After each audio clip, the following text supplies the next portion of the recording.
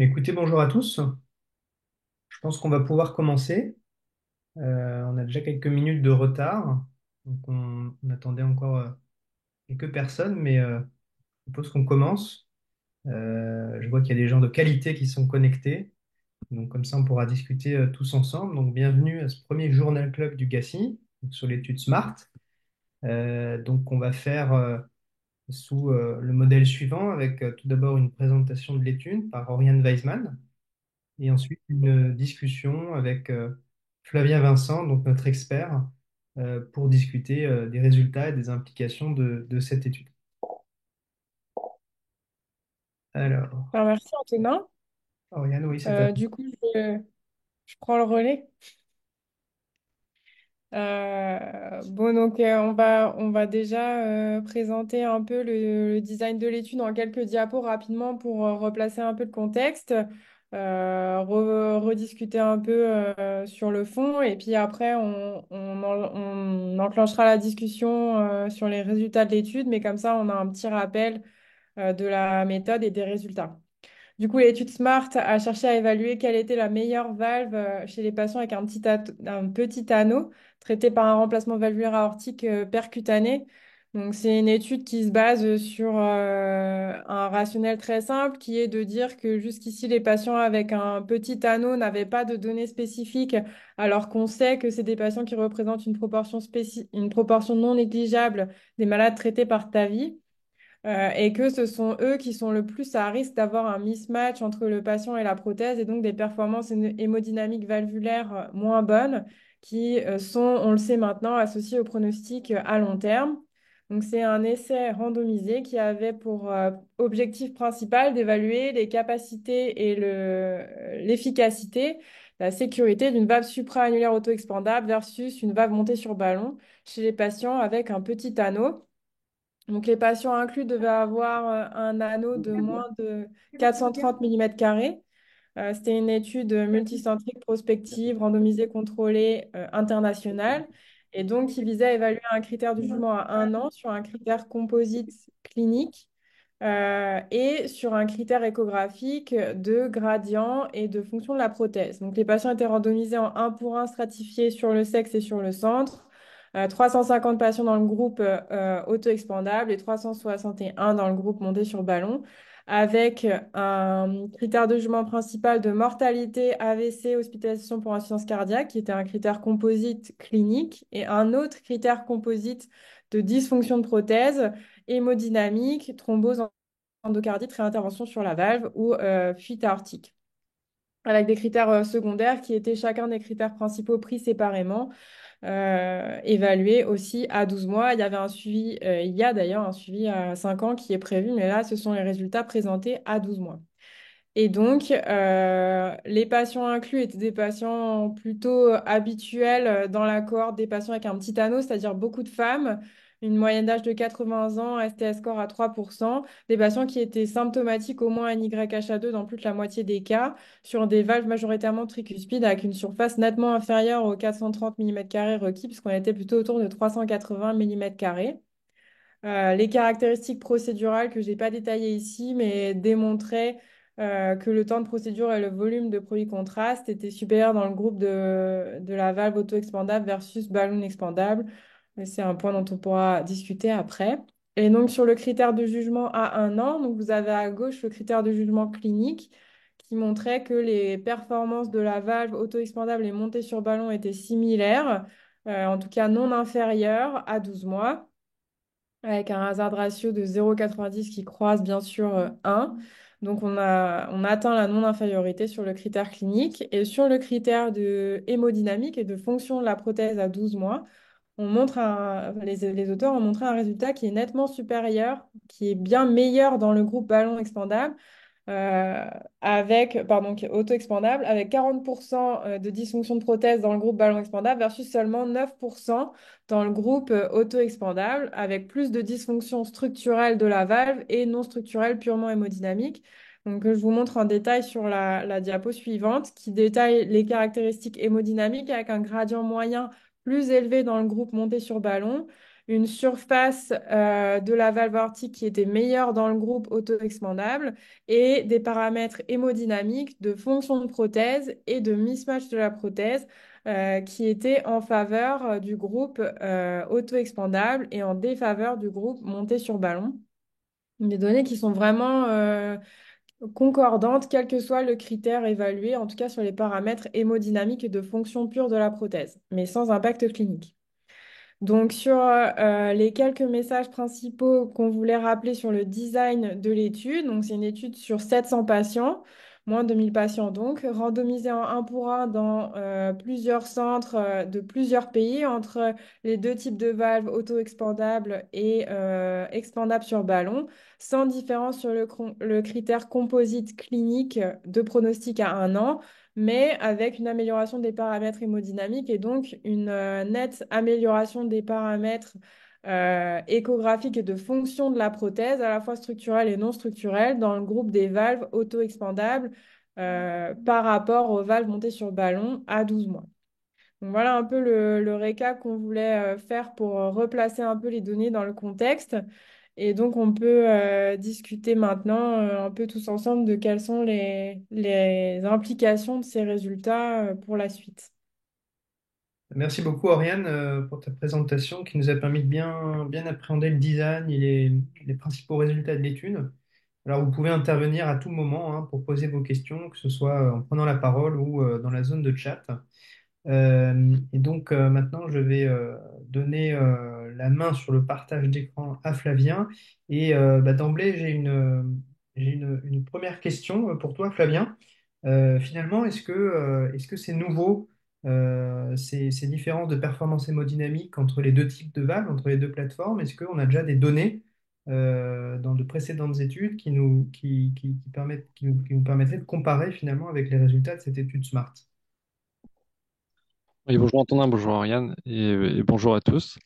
Tout d'abord, merci beaucoup de m'avoir invité pour discuter de cette belle étude SMART qui est très importante pour nos pratiques cliniques au quotidien. Et puis bravo pour l'initiative de créer ce journal club et c'est un honneur de participer à la première session. Alors oui, le message principal de cette étude, c'est les prothèses auto-expandables ont une meilleure hémodynamique que les prothèses balloon expandable avec des résultats drastiquement différents entre les deux prothèses dans cette étude. C'est en soi pas quelque chose de nouveau, puisque régulièrement toutes les études avec les prothèses self-expandable ont montré des gradients, une hémodynamique, une performance de la bioprothèse TAVI supérieure au ballon expandable. Lorsqu'on comparait les études sur les patients haut risque, les patients à risque intermédiaire, les patients à bas risque, faites avec la ballon expandable Sapien ou la self-expandable Evolute, à chaque fois, en valeur absolue, les gradients sont plus bas et les aires valvulaires sont plus élevées avec les valves auto-expandables que ballon expandable.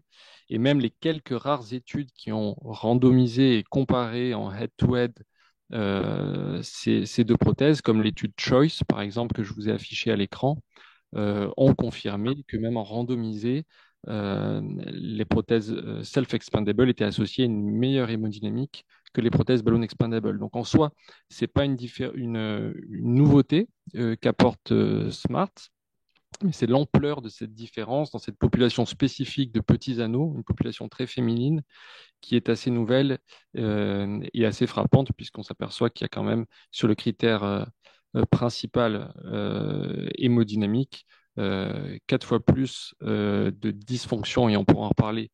C'est pour ça que je mets des guillemets de prothèse avec les self-expandables qu'avec les ballons expandables.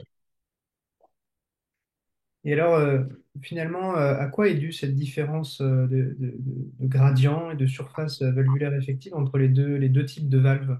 Est-ce qu'il y a des choses qui expliquent ces différences?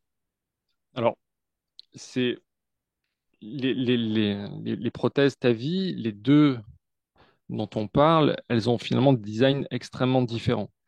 Là, vous les voyez comparés ici, que ce soit dans leur forme, les composants utilisés, le type de péricarde, le caractère supraannulaire ou intraannulaire des feuillets, Elles ont, certes, les deux se mettent par voie transcathéter, les deux donnent d'excellents résultats cliniques, mais elles ont quand même dans leur conception des designs extrêmement différents, et donc elles ont une hémodynamique en soi extrêmement différente. L'hémodynamique intravalvulaire liée à la valve, mais aussi l'hémodynamique que va générer les deux designs de prothèses dans la racine aortique, dans le complexe valvulaire aortique. Et donc, tous les phénomènes hémodynamiques qui se passent dans l'aorte ascendante, notamment les phénomènes de pressure recovery, sont différents entre les deux modèles et peuvent expliquer des différences, lorsqu'on mesure en échographie, des différences majeures entre les deux prothèses.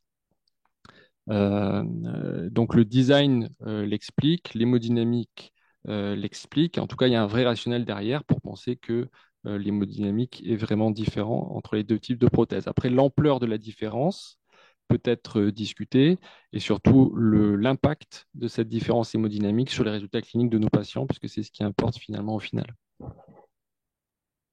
Et alors, merci beaucoup, oui, pour ces explications très claires sur les différences entre ces deux valves.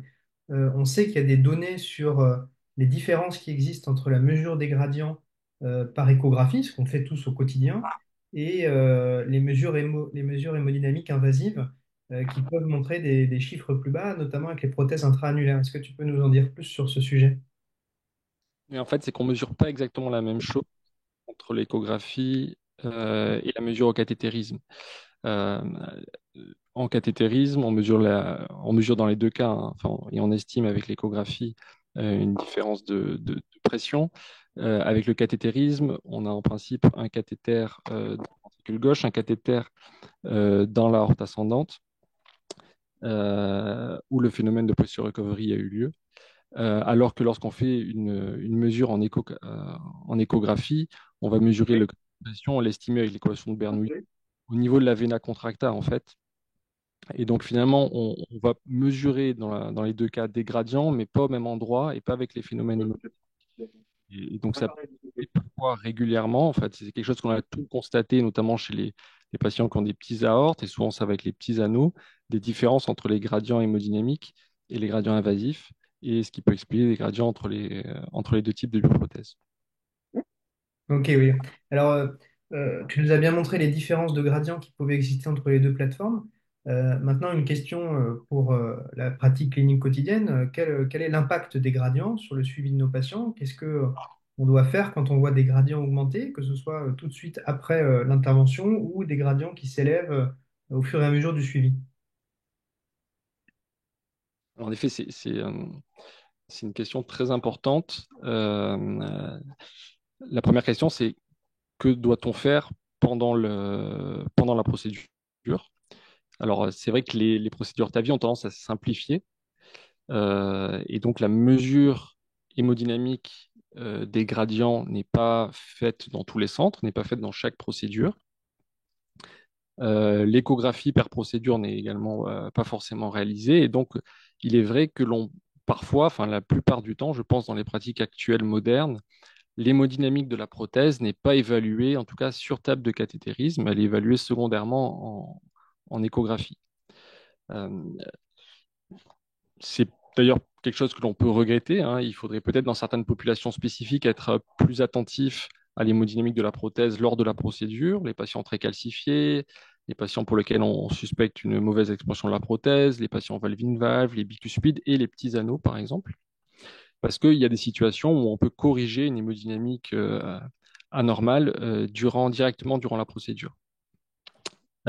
Si on s'aperçoit que les gradients sont élevés en post-procédure, la question que l'on doit se poser, c'est de savoir s'il s'agit simplement de gradients élevés liés à un fonctionnement normal de la prothèse, ou si les gradients sont élevés à cause d'une anomalie structurelle de la prothèse. Et c'est pour ça que je peux vous montrer ici, désormais, on a à notre disposition des définitions extrêmement claires et pratiques établies par le VARC 3. Elles ont été publiées en 2020 dans le JACC, qui reclassifient et mettent bien au clair les dysfonctions de bioprothèse. Et grosso modo, elles vont les classer dans trois catégories. La détérioration structurelle de prothèse, Là, c'est si on a une hémodynamique qui change liée à un changement morphologique de la prothèse, le changement morphologique des feuillets valvulaires. En- Grosso modo, les feuillets vont commencer à dégénérer. On va avoir des feuillets qui s'épaississent, des feuillets qui se calcifient, un mouvement du feuillet qui peut être altéré. Ça, c'est une détérioration structurelle vraie de la prothèse. Ensuite, il y a les détériorations non structurelles. La prothèse fonctionne extrêmement bien. Le problème ne vient pas du tout de la prothèse, mais les gradients sont quand même élevés. Et la situation la plus commune, c'est le mismatch patient-prothèse. La prothèse est trop petite, entre guillemets, pour le patient, mais la prothèse stricto sensu fonctionne bien. Et dans ces cas-là, il n'y a pas de, il y a pas de traitement particulier à réaliser. Et puis après, il y a les détériorations réversibles, c'est-à-dire que l'altération de l'hémodynamique peut éventuellement être traitée et corrigée. C'est la thrombose de prothèse et certains cas d'endocardite. Donc, devant une élévation, ou du moins la constatation de gradient élevé en post-procédure, on doit savoir dans quelle catégorie ranger nos patients, à quelle catégorie appartient cette anomalie hémodynamique. Dans la plupart des cas, évidemment, lorsque c'est constaté précocement, c'est qu'il s'agit simplement d'un mismatch patient-prothèse. Si la prothèse a été implantée depuis plusieurs années, il faut être très attentif à ne pas passer un début de détérioration structurelle en ayant éliminé au préalable une thrombose de prothèse qui survient quand même dans, on va dire, environ 15% des cas au-delà d'un an chez les patients porteurs d'un TAVI et qui peut être réversible sous anticoagulant.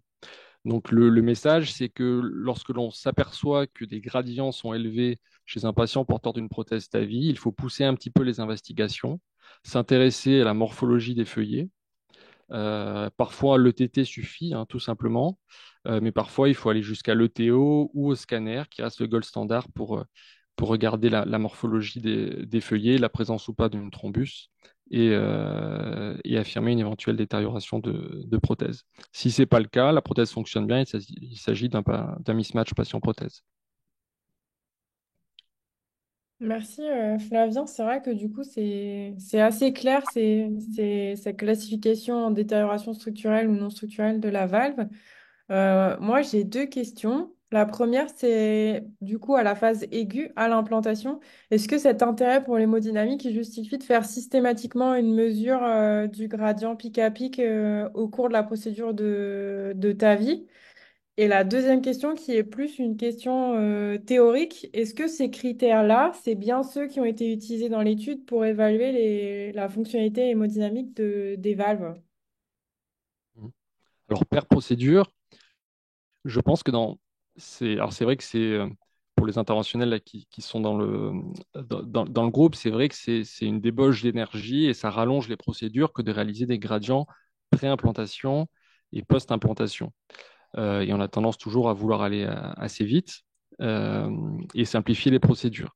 Mais cela dit, ça peut en effet donner des informations importantes et je pense qu'il faut peut-être en pratique sélectionner les patients pour lesquels on doit faire ces mesures. C'est entre guillemets les patients à risque euh, d'avoir une hémodynamique anormale après l'implantation et grosso modo qui pourraient nous entraîner à réaliser des manœuvres de post-dilatation directement pendant la procédure.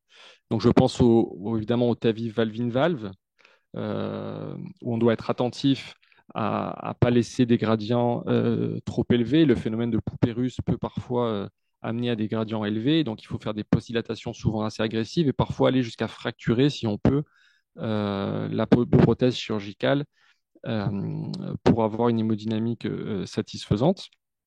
Il y a aussi les patients les plus calcifiés, notamment les patients bicuspides, c'est une situation pour laquelle les prothèses peuvent avoir un défaut d'expansion et donc un défaut de fonctionnement qui peut expliquer que des gradients restent élevés après une implantation. Et parfois, on s'aperçoit d'un défaut d'expansion simplement à cause des gradients, parce que dans les incidences d'implantation, la prothèse paraît tout à fait ouverte, notamment les prothèses self-expandable, alors que lorsqu'on tourne autour de la prothèse, on s'aperçoit qu'il y a quand même une incidence dans laquelle la prothèse est complètement restreinte Et parfois, une manœuvre de post-dilatation permet de retrouver une hémodynamique et des gradients beaucoup plus favorables.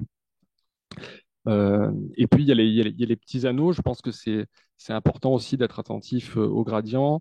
Euh, et peut-être dans certains cas, aller des manœuvres de post-dilatation peut-être un petit peu plus agressives si on s'aperçoit qu'après, en effet, après implantation, les gradients restent élevés. Donc, probablement qu'on n'a pas besoin de le faire pour tous les patients, mais chez certains patients à risque, ça vaut le coup de s'apercevoir d'une hémodynamique anormale directement pendant la procédure pour la corriger. Après, ce sera hélas souvent trop tard. Après, la deuxième partie de ta question, c'était finalement revenir à SMART et rediscuter de, du critère principal et les définitions utilisées. Alors, en effet, si SMART a été designé il y a quelques années, hein, et a utilisé des définitions qui, stricto sensu, ne sont pas exactement les définitions les plus récentes. Euh, je vous ai remis le design ici. Euh, le critère principal était clinique, enfin le critère principal, le numéro 1. Le critère principal, numéro 2, était un critère composite, était bien revenu dessus, Oriane, qui avait du coup 3 composants, et c'est les deux premiers qui sont les plus intéressants. Le premier s'appelle HSVD, c'est l'abréviation de Hemodynamic Structural Valve Deterioration. Donc ça veut dire que détérioration structurelle hémodynamique de la valve, qui en fait, derrière cet acronyme, se cache simplement la définition suivante, c'est-à-dire la constatation au cours du suivi échographique de gradients supérieurs à 20 mm de mercure. Et c'est en effet un petit peu euh, perturbant de voir que devant la constatation d'un seul gradient élevé à plus de 20 mm de mercure, on pouvait parler de détérioration structurelle hémodynamique de la prothèse. Puisque pour parler désormais de détérioration structurelle, il faut en effet mettre en évidence, au-delà de l'hémodynamique, au-delà des gradients élevés, il faut mettre en évidence la présence d'anomalies morphologiques sur les feuillets de la prothèse, des calcifications, un épaississement, un défaut d'ouverture. La plupart des gradients élevés dans l'étude de SMART, qui ont donc été comptabilisés pour HSVD, étaient finalement simplement des mismatchs patient-prothèse et non pas une détérioration structurelle. Je vous rappelle que le endpoint de SMART, c'était 1 an, donc c'est très tôt, après poste du TAVI. Et on sait des études précédentes, hein, des études avec la Sapien 3 chez le patient à risque intermédiaire, on a des résultats à 5 ans désormais. On sait que le taux de détérioration structurelle de cette valve, à 1 an, il est proche de 0%. Voilà. Par contre, il existe en effet des patients avec gradient élevé, mais c'est simplement des mismatchs. Mais dans SMART, vous voyez que si on voit les détails du critère composite, la différence se fait principalement, hop, je vous le mets ici, à- en lien à ce composant HSVD, 32% de HSVD dans le groupe Sapien versus 3 seulement dans le groupe Evolute. En fait, on ne compare pas la détérioration structurelle, la dégénérescence des prothèses, on a simplement comparé le taux de mismatch entre les deux devices.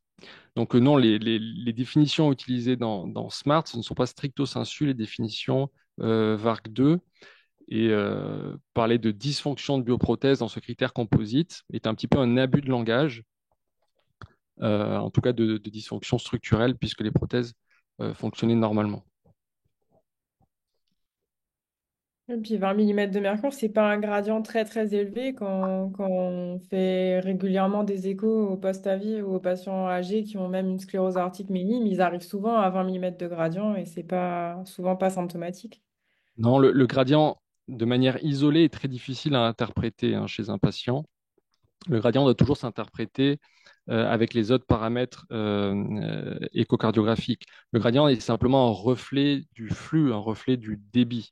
Donc parfois même l'augmentation du gradient au cours du suivi est en fait quelque chose de positif et témoigne simplement de la récupération d'un débit, de récupération d'une fraction d'éjection chez un patient qui a 15 et qui passe à 21, finalement, ça peut être non pas lié à une anomalie de sa prothèse, mais souvent, c'est simplement un effet positif du TAVI. Donc, il faut interpréter le gradient, mais en fait, il faut interpréter également la morphologie de la prothèse, il faut interpréter le débit, le volume d'éjection, les ITV, et c'est l'ensemble qui doit permettre d'évaluer s'il y a une dysfonction de prothèse structurelle ou pas. Et Flavien, tu nous as bien montré que finalement, ce critère de détérioration hémodynamique structurelle est probablement au moins en grande partie expliqué par des différences en termes de mismatch.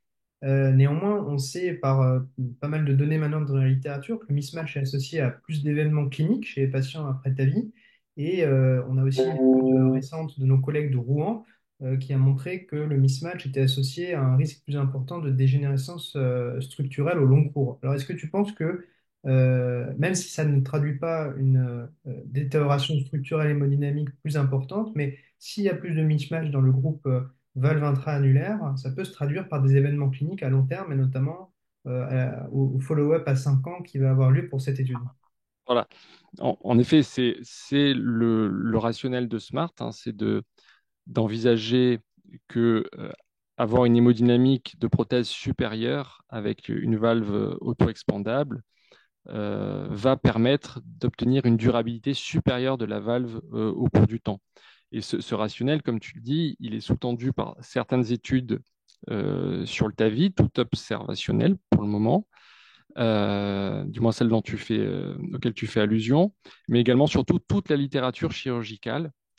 Et il y a beaucoup de données sur les valves chirurgicales qui ont montré que le mismatch patient-prothèse, et je vous ai mis ici, je vous affiche une méta-analyse très connue publiée il y a une bonne dizaine d'années, qui montrait que le mismatch patient-prothèse avait un vrai impact sur la mortalité des patients. Elle augmente d'un facteur 2 la mortalité en post-chirurgie, post-remplacement valvulaire aortique.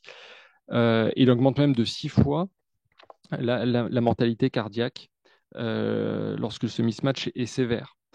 Alors, c'est des études faites, donc la plupart, comme je te disais, sur des cohortes chirurgicales qui utilisent du coup pas exactement dans les mêmes valves. C'est aussi des prothèses chirurgicales qui ont un taux de mismatch bien supérieur aux prothèses TAVI. Et donc, dans la littérature TAVI, il y a quand même des résultats assez discordants déjà sur la fréquence du mismatch, sur la manière dont on le mesure et sur l'impact de ce mismatch sur le devenir clinique des patients et sur la durabilité. Il y a une étude, notamment, enfin, une étude faite à partir de Partner 2, Partner 3 risque intermédiaire à 5 ans, qui s'intéressait à l'impact, à la fréquence du mismatch et à l'impact du mismatch sur le suivi, sur le devenir clinique des patients. Et je vais vous retrouver la slide. Cette étude montre deux choses principales. Tout d'abord, et c'est le diagramme, l'histogramme du haut, montre que l'incidence du mismatch sévère est extrêmement faible après ta vie en population non sélectionnée, c'est-à-dire pas que des petits anneaux, mais l'ensemble des anneaux possibles, dans l'essai Partner 3, c'est-à-dire l'essai réalisé avec la valve Balloon Expandable. Vous voyez que selon le type de mismatch, c'est-à-dire selon entre guillemets, la manière de calculer les mismatchs, ce taux peut aller au maximum à 5,7% après ta vie. À l'inverse, après chirurgie, ce taux de mismatch sévère est beaucoup plus important. Si on regarde l'impact de ce mismatch à 5 ans, finalement, il impacte le pronostic des patients du groupe chirurgie, mais dans le groupe TAVI, on ne voit pas d'impact. Alors, c'est probablement lié possiblement au fait que ce phénomène soit très rare, mais on ne voit pas d'impact vrai sur le devenir des patients. En tout cas, pour l'instant, toutes les études, et c'est l'une des études les mieux faites, hein, celle-ci, puisque toutes les échos étaient corrélabées, c'est-à-dire analysées de manière centralisée, et que c'est une cohorte qui est issue d'un essai randomisé avec des patients extrêmement bien caractérisés et un suivi très complet. Mais en tout cas, cette étude-là est en faveur d'une d'un impact du mismatch après ta vie qui est probablement peut-être un peu différent de l'impact du mismatch après chirurgie, en tout cas à 5 ans, sur des critères cliniques.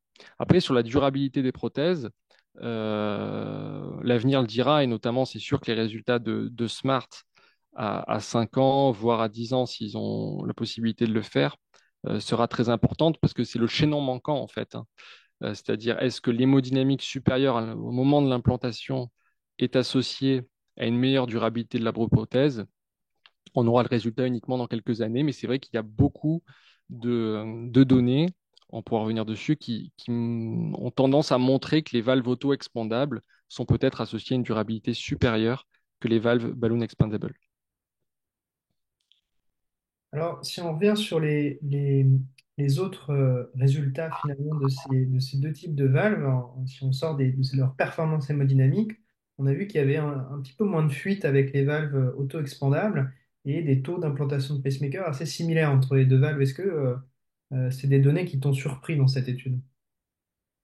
Alors, c'est vrai que autant on s'attendait à clairement avoir une différence hémodynamique entre les deux prothèses.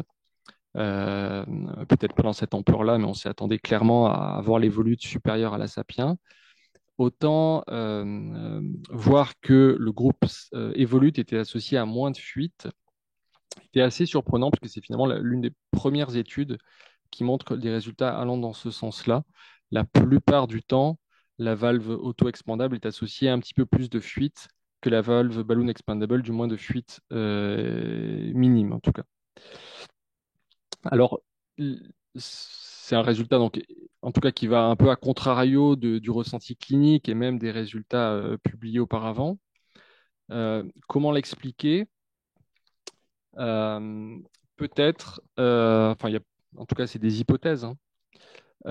Tout d'abord, enfin, les centres qui ont participé à SMART étaient des centres experts, clairement, dans la pose de la valve évolute. Ils étaient également experts dans la pose de la Sapien, mais en tout cas, c'est des gens et des centres qui avaient une haute expérience de la valve évolute, et donc c'est aussi pour ça qu'ils ont pu obtenir des résultats cliniques très bons. Euh, il est possible également que l'une des explications vienne du critère d'inclusion, euh, et notamment la définition des petits anneaux dans SMART. Elle est, comme tu l'as rappelé, Oriane, de 430 mm². Et j'essaye de vous retrouver la slide. Hop, je l'ai trouvé ici. Et 430 mm², ça a été choisi parce que c'est la transition entre les valves petites, 20 et 23, pour la balloon expandable, euh, la transition entre la 23 et la 26, entre la Sapien 23 et la 26. Mais 430 mm², comme vous voyez ici, c'est une zone qui permet d'implanter des valves qui ne sont pas petites lorsque implante des valves auto-expandables, c'est-à-dire des valves 29 mm de chez Evolute.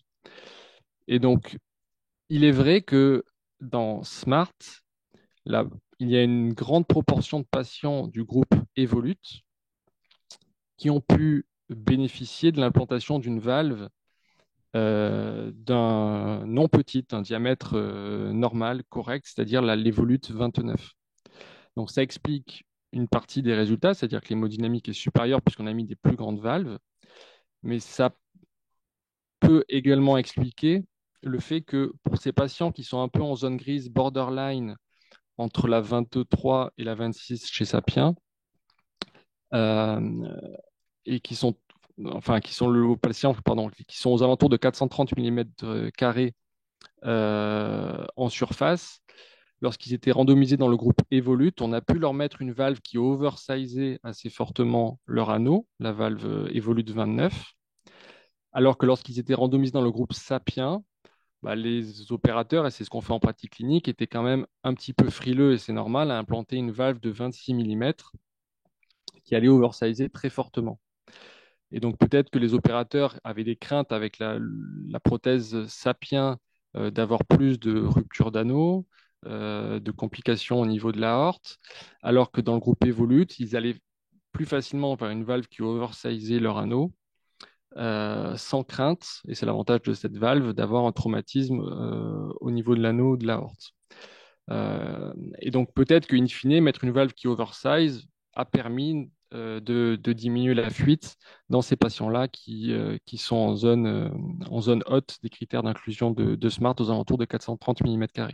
Bon, c'est une explication, une supposition, mais, euh, mais c'est possible que ça puisse expliquer une différence entre les groupes. Après, tu parlais des taux de pacemaker, il me semble. Alors, je ne sais pas si je peux vous afficher les chiffres, je ne suis pas sûr de les avoir ici. Euh, non, je ne crois pas que je les ai, mais en fait, il y a là par contre, c'est vrai que le petit p reste non significatif entre les deux groupes, mais de mémoire, on est à peu près à 7% dans le groupe Sapiens, près de 12% dans le groupe Evolute. Donc le petit p reste à 0,06, sachant qu'il n'y a pas vraiment de comparaison statistique à faire là sur ces critères secondaires et individuels.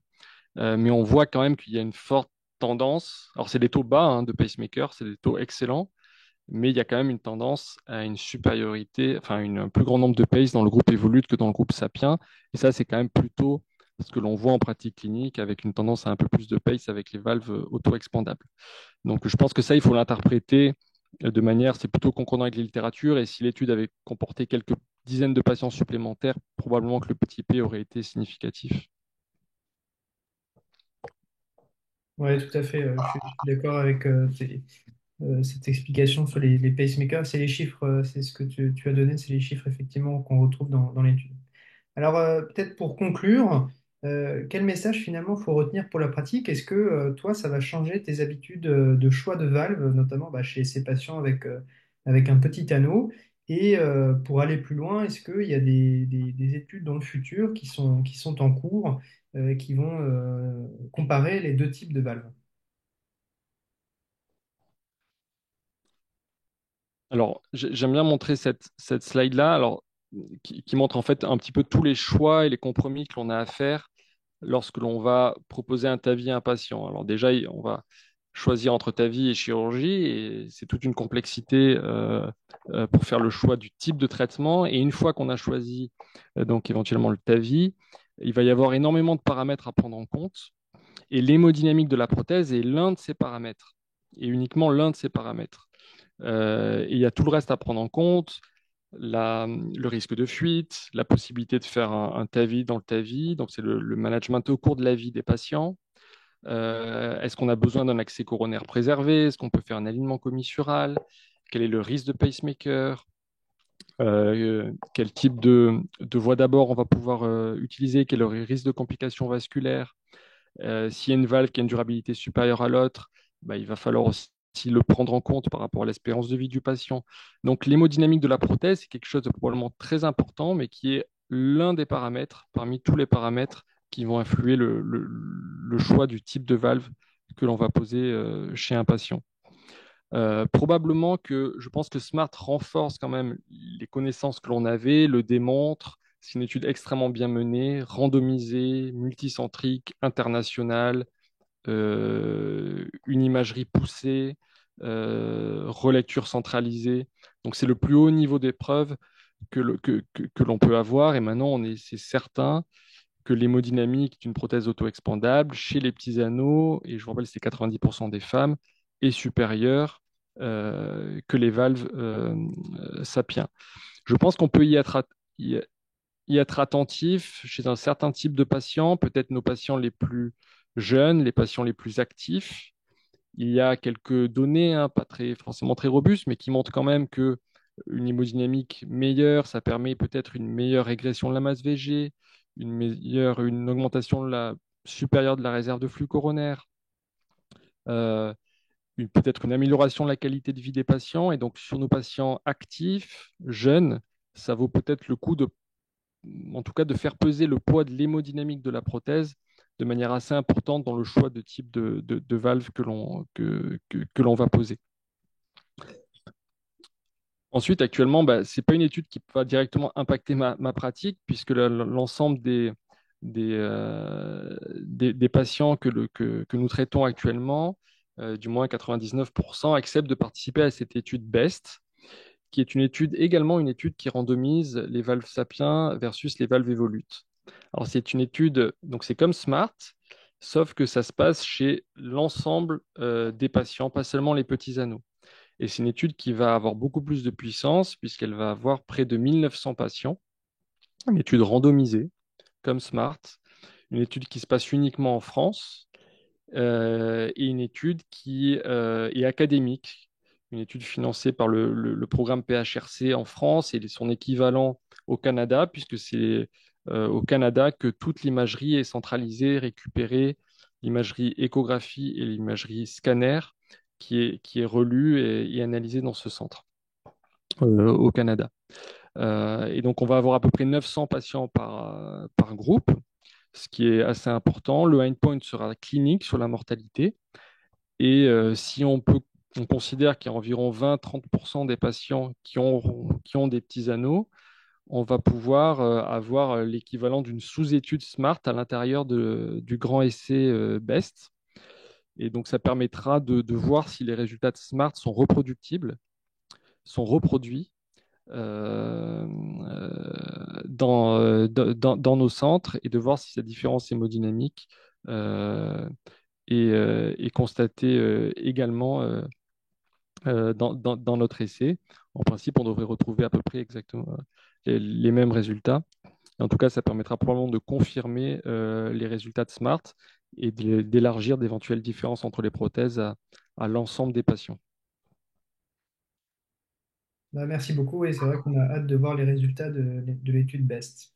Je pense qu'on peut conclure là-dessus. Merci beaucoup, Oriane, pour la présentation, de l'étude. Merci, Flavien, pour ton regard expert qui a permis vraiment de balayer, de décortiquer cette étude et d'en tirer des messages pour notre pratique. Et puis, bah, merci au GACI, à son président, professeur Ring Van Bell, pour avoir lancé le Journal Club. Et donc, le prochain rendez-vous, ce sera le 10 juillet sur l'étude Landmark. Au revoir et bah, à Merci bientôt donc, pour beaucoup. le prochain Journal Club. Merci beaucoup.